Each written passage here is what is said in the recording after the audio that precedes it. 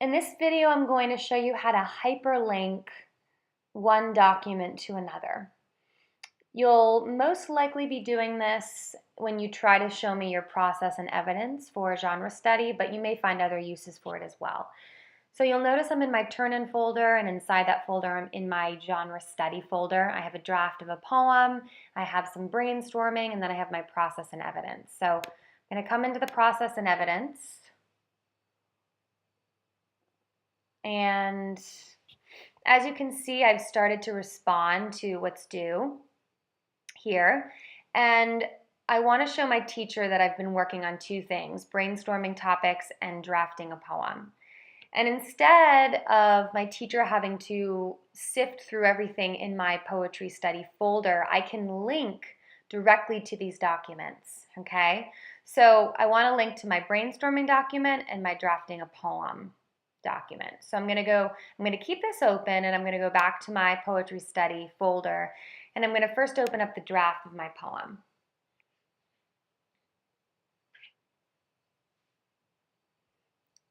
Taking its time here.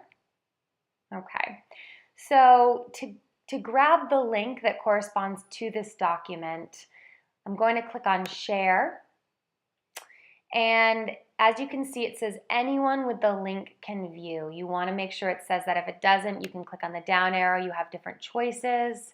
If you don't see the choices you want there, click more, but it should default to this. The link I want is here, so I'm going to click on that, press Command C, or your basic copy function on your computer, and then done. So that link is on the clipboard. I'm going to now come back into my page where I want to do the hyperlinking. I'm going to highlight, actually I grabbed the draft, so I'm going to highlight the draft. I'm going to come up here to the toolbar, click on this little chain link, which means insert link, and I'm going to paste Command V and apply. And as you can see, this phrase became underlined, and if you click on it, it provides the link, and from there I would just click the link and it brings me right to that draft.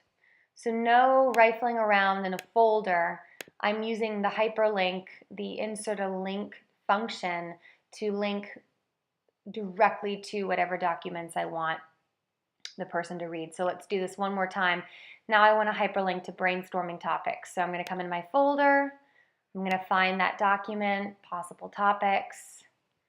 I'm going to click on Share to grab the link, making sure it says anyone can view.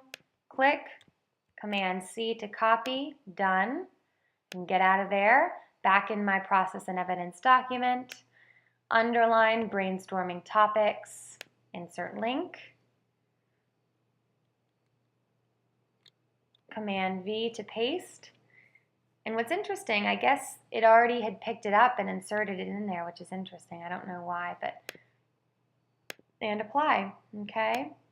And now if I click on this word, and the reason it's not underlined is because I told it not to be underlined earlier, but it typically would be.